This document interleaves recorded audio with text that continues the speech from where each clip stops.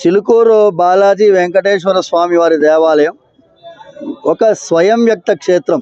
అంటే తిరుమల వెంకటేశ్వర స్వామి భూలోకం పైన నేరుగా దిగి వచ్చినటువంటి క్షేత్రము చిలుకూరు బాలాజీ క్షేత్రము. అలాంటి ఒక క్షేత్రంలో తిరుమలకి ఏ నియమాలు వర్తిస్తాయో చిలుకూరుకు కూడా అలాంటి నియమాలు వర్తిస్తాయి. తిరుమల క్షేత్రం చుట్టూ 2 కిలోమీటర్ రేడియస్లో ఏ అన్య మత సంస్థ కానీ ఒక ప్రార్థనా స్థలాన్ని కానీ కొత్తగా నిర్మించడానికి అవకాశం లేదు. ఆ జీవోని మేము మళ్ళీ ప్రార్థిస్తున్నాము ప్రభుత్వాన్ని మీ ద్వారా. ఎందుకంటే ఇవాళ కొంచెం ఒక విచిత్రమైన సంఘటన జరిగింది. నూతనంగా ఒక మస్జిద్ నిర్మాణం చేయాలనేటటువంటి ప్రయత్నం ప్రారంభించినందువల్ల వాళ్ళు కూడా మా సోదరులే, వాళ్ళంటే మాకు అభిమానమే.